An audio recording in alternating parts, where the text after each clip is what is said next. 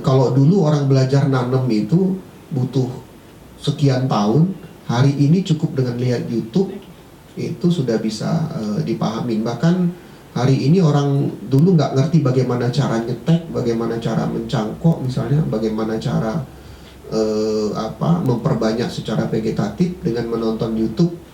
Sebentar saja itu sudah selesai. Dulu saya butuh 1-2 semester, artinya 1 tahun untuk bisa memahami teknologi itu, mengetahui itu.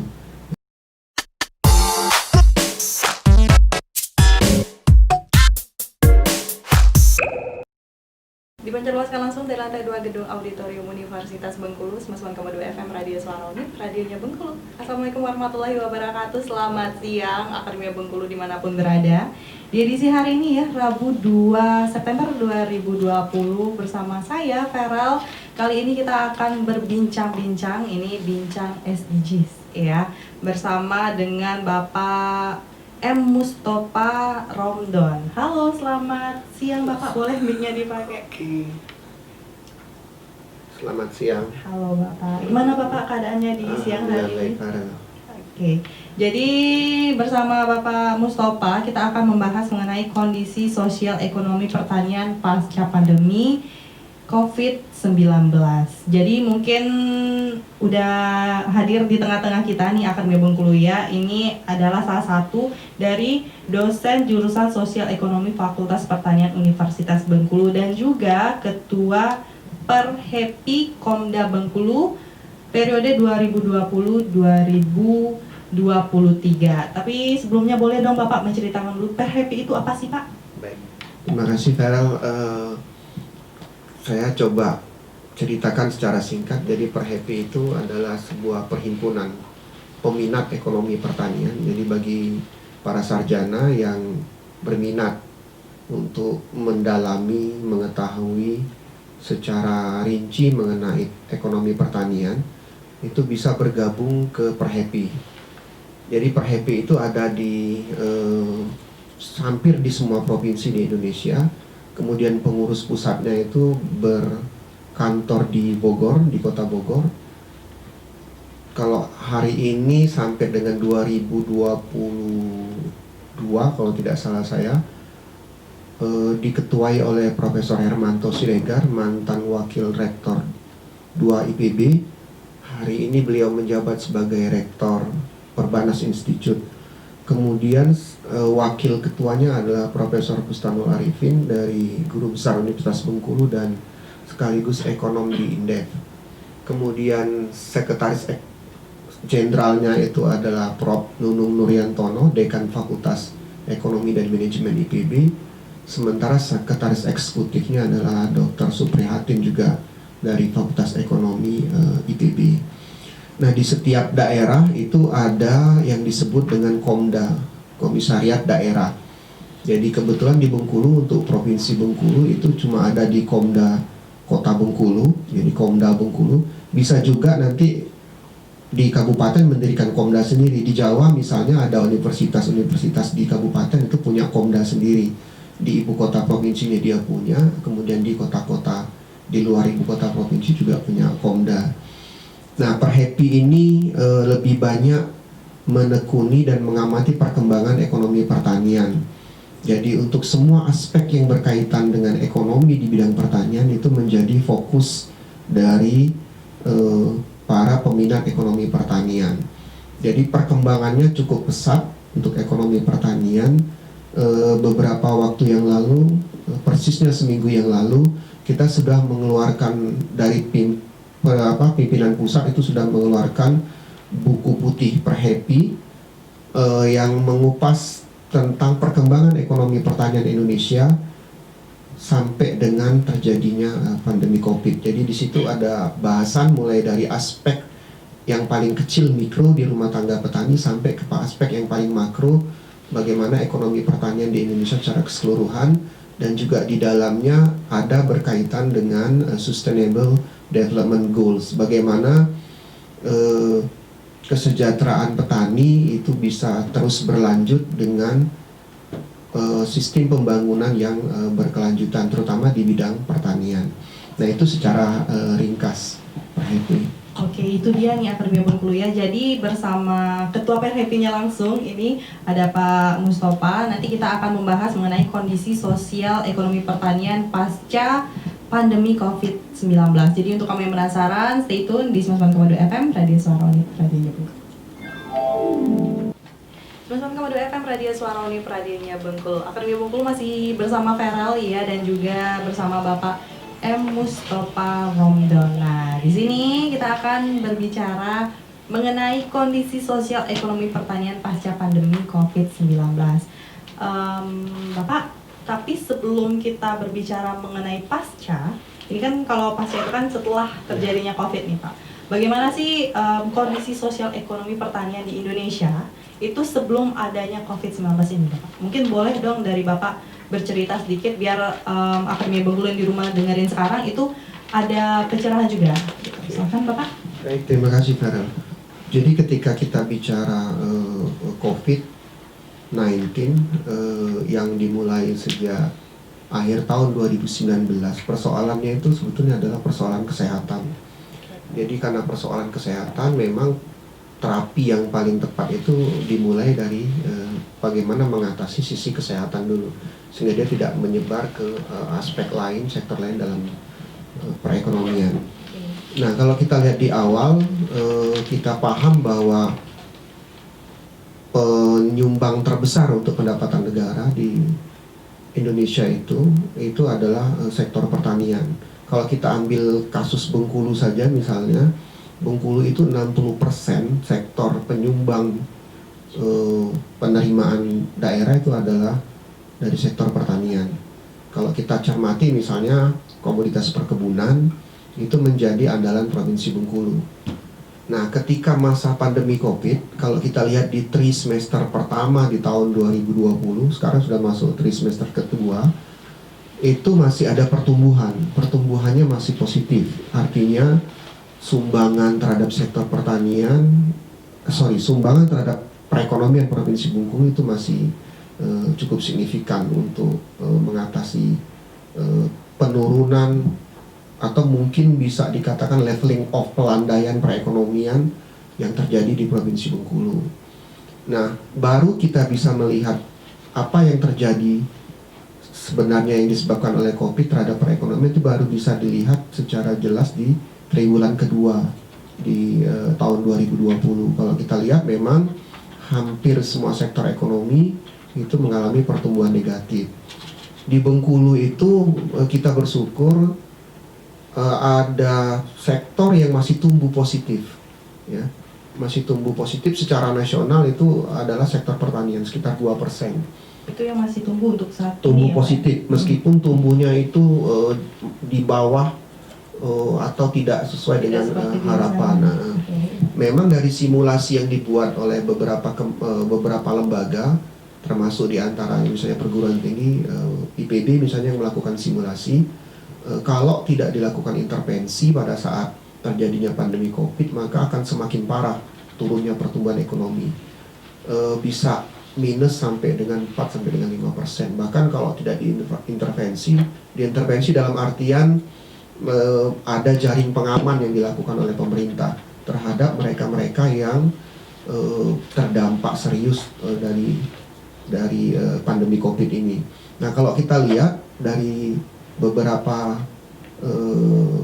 data yang dirilis oleh BPS, yang terdampak berat itu sebetulnya adalah sektor ekonomi yang ada di perkotaan yang paling besar. Meskipun di pertanian juga berdampak, tapi dampaknya itu tidak sebesar yang terjadi di daerah perkotaan.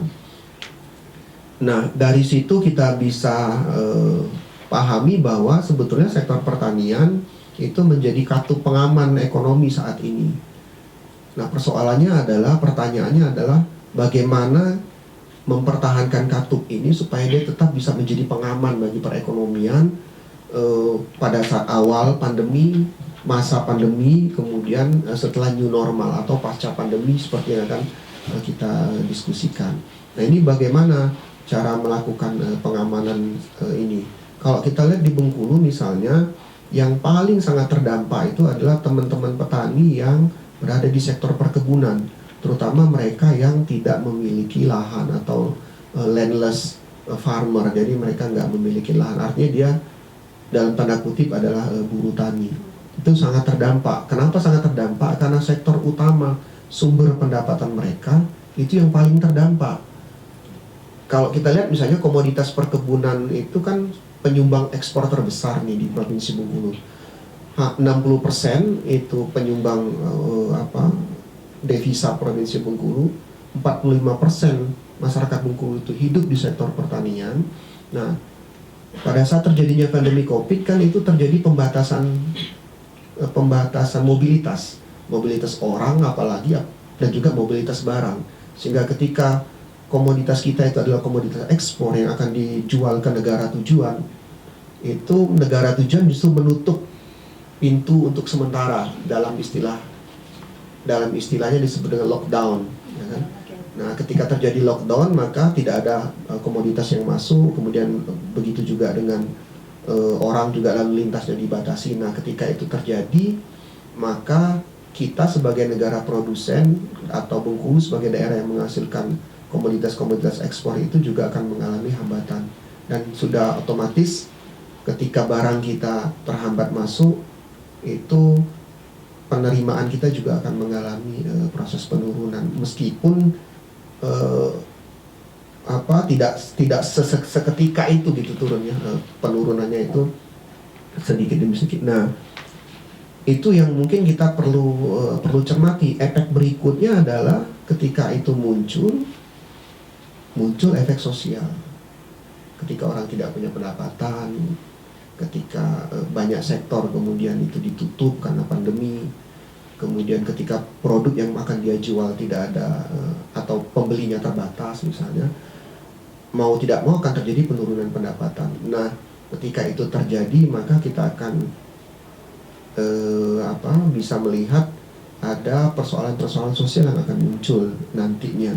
Misalnya orang ketika dia bekerja di perusahaannya tidak bisa menjual produknya karena ada pembatasan, mungkin yang paling rasional dilakukan oleh dunia usaha adalah melakukan pengurangan tenaga kerja. Itu sudah otomatis. Oke, jadi sebenarnya Akademi Bengkulu dari satu aspek yang kita hampir awal-awal kemarin itu bisa dibilang acuh tak acuh ya Pak ya. Jadi dari satu aspek itu menyebar ke aspek-aspek lainnya termasuk pertanian dan juga aspek sosial juga.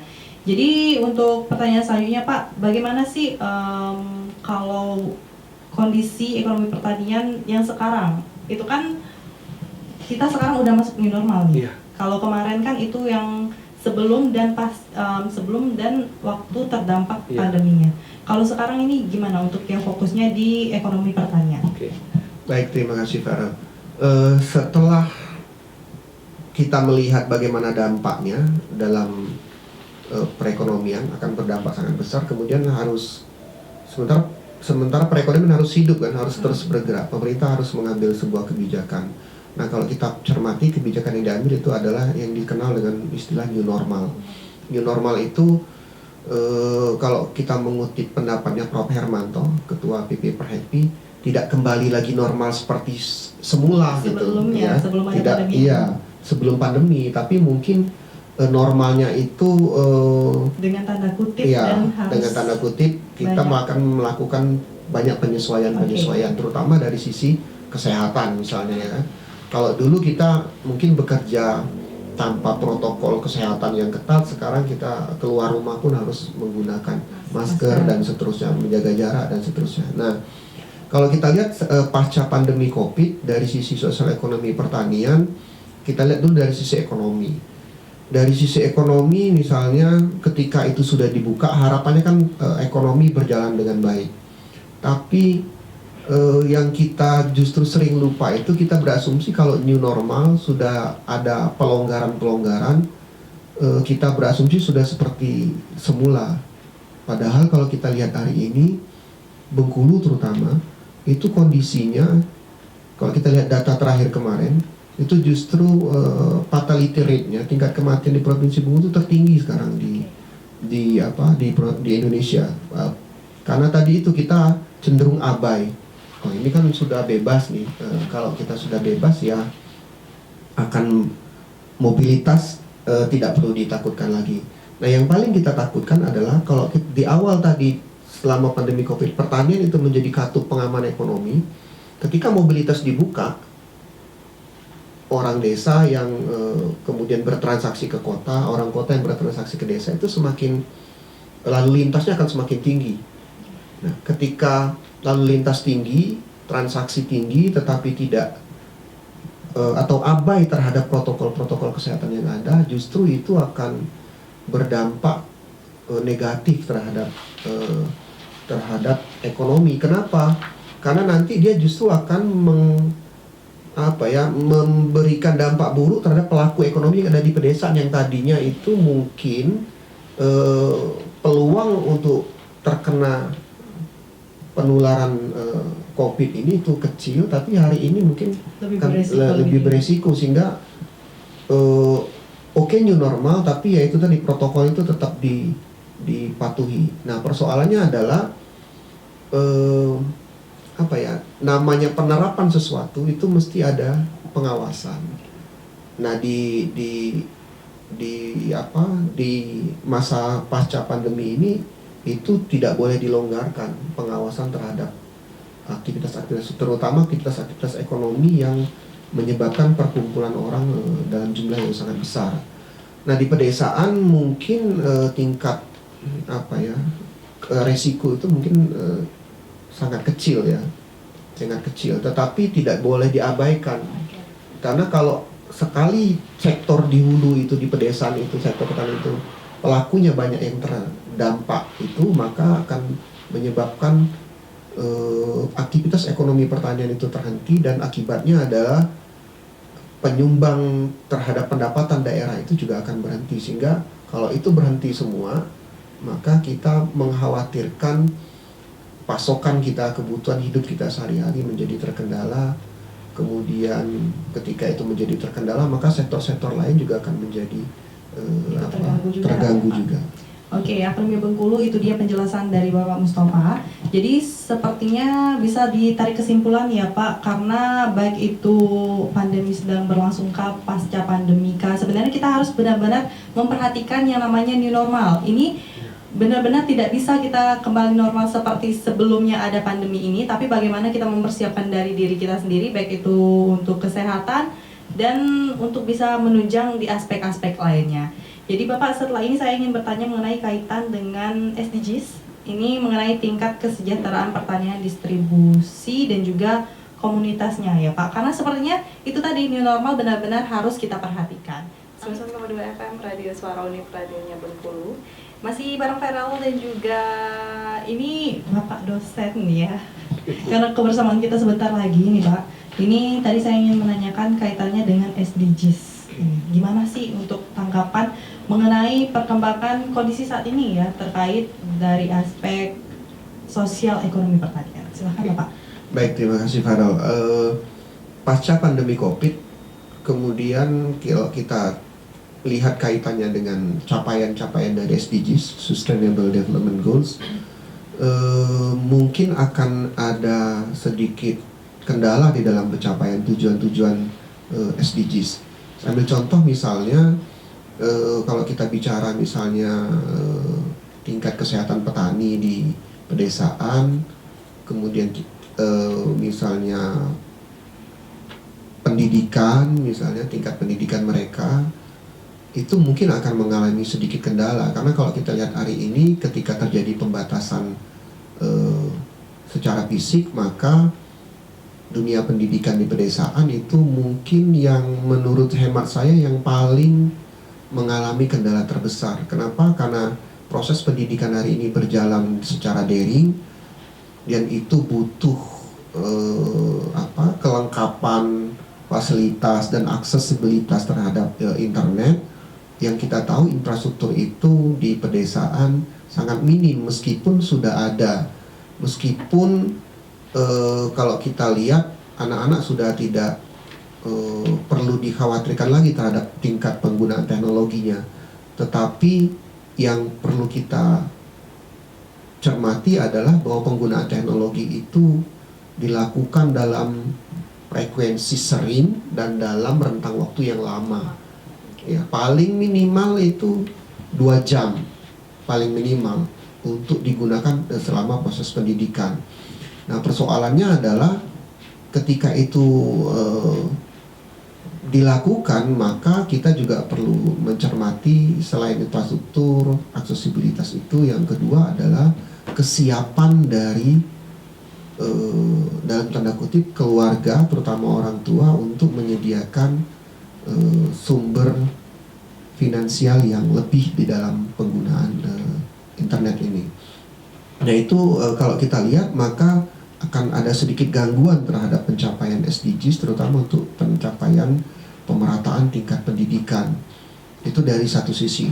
Yang kita lihat itu di pedesaan memang akan sangat terganggu, tidak hanya di pendidikan dasar tetapi juga di perguruan tinggi. Memang ada beberapa solusi-solusi yang ditawarkan, misalnya adalah membuat satu pusat aksesibilitas internet, misalnya di kantor-kantor pemerintahan, di kantor camat atau di kantor-kantor kepala desa.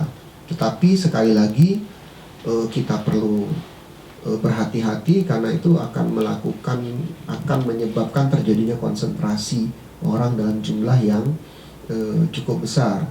Nah, kalau itu terjadi maka kita akan khawatir bahwa terjadinya kontak langsung yang itu justru menyebabkan persoalan kesehatan. Padahal itu yang ingin kita hindari. Nah, pandemi ini berdampak besar terhadap itu pendidikan, terutama dalam mencapai SDGs. Tetapi kita tidak boleh menyerah, kita harus mencari solusi yang terbaik. Misalnya di beberapa tempat di Pulau Jawa, misalnya pendidikan itu mereka masuk, tapi misalnya kelas 1 itu masuk, semua kelas 1 itu dimasukkan, tapi dalam satu kelas isinya cuma 9 atau berapa, 10 gitu, sehingga jaraknya betul-betul terjaga. Kemudian dia akan off 2 minggu. Jadi yang masuk pada minggu berikutnya itu adalah kelas 2, semua kelas 2. Nanti masuk berikutnya adalah kelas 3, sehingga dia bertemu itu 2 minggu sekali. Itu memang bisa dilakukan, tapi memang agak repot, ya, agak merepotkan. Tetapi paling tidak kita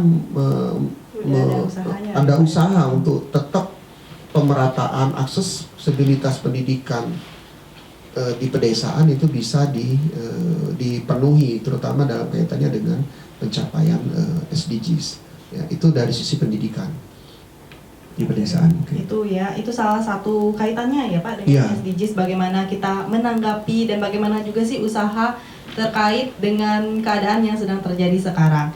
Nah, untuk selanjutnya Bapak, karena saya sekarang sedang ngobrol sama ketuanya langsung dari Perhappy ini, bagaimana sih Pak tanggapan dari Perhappy ataupun persiapannya untuk menghadapi dan tetap menjalankan new normal ini? Oke. Baik, dari sisi kita organisasi, hampir semua aktivitas di Perhappy itu dilakukan secara daring. Saya ambil contoh misalnya pelantikan di beberapa Komda yang sudah habis masa, sudah purna bakti, itu pelantikannya dilakukan secara daring. Kemudian seminar-seminar nasional, kemudian diskusi-diskusi publik itu juga dilakukan secara daring.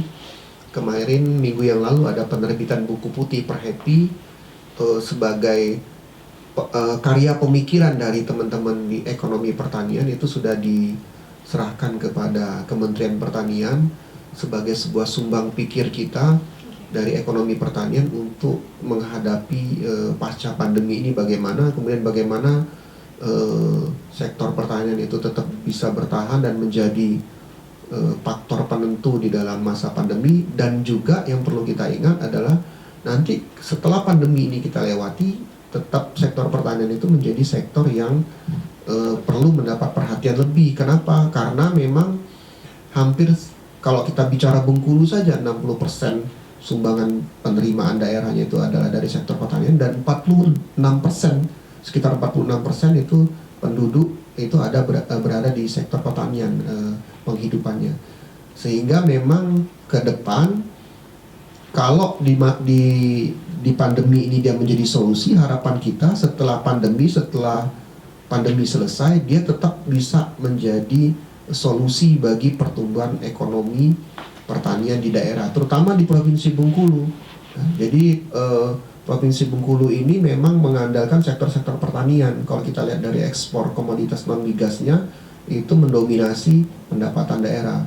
Meskipun masih ada beberapa komoditas yang itu keluar atau diekspor tidak melalui Provinsi Bengkulu. Misalnya melalui Sumatera Barat, melalui Sumatera Selatan, dan melalui Lampung misalnya.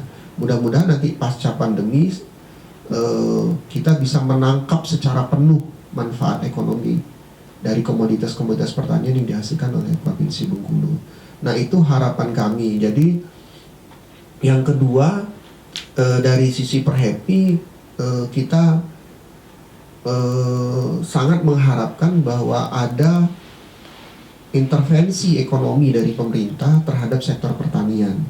Intervensi dalam artian bagaimana sektor ini tetap bisa menyumbangkan pendapatan bagi daerah dengan cara pemerintah memberikan bantuan dalam bentuk permodalan usaha misalnya, atau dalam bentuk kemudahan-kemudahan yang lain, misalnya aksesibilitas di dalam pemasaran dan sebagainya. Nah, itu tawaran-tawaran dari kita yang saya pikir hari ini itu menjadi shortcut solusi yang cepat dalam jangka pendek. Dan dalam jangka panjang tentu yang kita harapkan adalah pembinaan atau keberpihakan terhadap petani dan sektor pertanian itu dilakukan secara kontinu, kemudian secara reguler, dan juga secara ilmiah. Secara ilmiah itu artinya gini, kita betul-betul berbasis kepada data, kemudian berbasis kepada analisis ilmiah untuk menentukan bagaimana intervensi yang paling tepat, sehingga sektor ini tetap berkontribusi dan kesejahteraan petaninya juga tetap terjamin. Hari ini mereka berkontribusi besar, tapi menjadi tanda tanya besar untuk tingkat kesejahteraannya. Nah, kalau tingkat kesejahteraannya, kontribusinya besar, tingkat kesejahteraannya masih tanda tanya, maka kita juga akan mengalami kesulitan untuk mencapai tujuan SDGs yang lain, yang di paling ujungnya itu adalah kesejahteraan masyarakat. Oke, jadi benar-benar saling berkaitan ya Pak, antara satu aspek dan aspek lainnya. Kemudian FM Radio Suara Unif, radionya Bengkulu, dan inilah Radio Bengkulu ya, akhir dari perjumpaan kita, akhir dari diskusi kita di edisi hari ini. Saya benar-benar ingin menanyakan kepada Pak Mustofa, ini bagaimana sih selaku dari sosial ekonomi pertanian itu apa aja sih yang sebenarnya harus kita persiapkan Pak untuk menyiapkan diri agar nantinya sesuai dengan apa yang kita harapkan. Silakan Bapak. Baik, terima kasih. Setelah pandemi selesai, kita berharap memang sudah selesai segera, kemudian ditemukan vaksin, sehingga kita sudah tidak ada rasa ragu, takut, dan was-was untuk melakukan aktivitas ekonomi, terutama bagi teman-teman yang ada di sektor pertanian. Jadi beberapa hal yang perlu kita lakukan saat ini. Kita berharap bahwa pelaku ekonomi di sektor manapun, terutama di sektor pertanian, itu sudah harus membiasakan diri hidup dengan protokol kesehatan. Sebetulnya kita sudah melakukan itu sejak lama, sejak kecil. Kalau kita ingat, misalnya orang tua sering bilang sebelum tidur cuci kaki dulu, cuci tangan, gitu kan. Benar-benar. Nah, itu kita sering lupa, sering sekali kita lupa. Dan kita sering sekali mengabaikan, terutama untuk teman-teman petani di pedesaan dan dimanapun, itu menjadi sesuatu yang wajib untuk saat ini dan seterusnya, supaya kita bisa tetap beraktivitas dan berkontribusi baik terhadap pembangunan ekonomi, terutama pembangunan ekonomi pertanian di Provinsi Bengkulu. Misalnya kalau mau nyemprot menggunakan pestisida, ya menggunakan sarung tangan, kemudian menggunakan masker, jadi yang paling dasarnya ya harus mencuci dibiasakan. tabungnya di air yang mengalir. Itu sudah ada protokol-protokolnya semua dan berharap itu diikuti. Yang kedua adalah kadang-kadang kita sering abai, maka kita perlu diingatkan. Nah, kita berharap bahwa pemerintah daerah, teman-teman yang berada di garda terdepan di sektor pertanian, penyuluh misalnya, atau teman-teman lain yang berada di lapangan, itu dapat memberikan bimbingan kepada petani-petani kita yang ada di lapangan, sehingga mereka bisa berproduksi, berkontribusi untuk ekonomi pertanian di Provinsi Bengkulu itu secara sehat, dan juga nanti di ujungnya adalah tidak cuma sehat, mereka juga bisa meningkat kesejahteraannya karena memang produksi yang dihasilkan itu cukup besar dan bisa mengangkat taraf hidup mereka. Yang terakhir adalah jangan lupa, sebagai akademisi saya selalu mengingatkan teman-teman di pertanian, terutama yang berada di yang bekerja dan berkecimpung di sektor pertanian, untuk selalu berinovasi dan selalu memperbaharui pengetahuan dan keilmuannya. Hari ini itu sudah bukan sebuah persoalan bagaimana mengakses pengetahuan dan keterampilan itu. Kita bisa buka internet, ya tentu kalau kita punya pulsa gitu kan, punya aksesnya. Nah, itu menjadi sesuatu yang protokol yang juga harus kita ikutin, bahwa kalau kita ingin maju, kita ingin sektor pertanian itu tetap berkontribusi dalam peningkatan kesejahteraan dan pemerataan pendidikan juga, dan pemerataan pendapatan seperti tujuannya SDGs, maka mau tidak mau kedekatan terhadap teknologi dan inovasi itu menjadi mutlak. Kenapa? Karena teknologi lah satu-satunya jalan untuk bisa mempercepat ketertinggalan atau untuk mengejar ketertinggalan kita, ya.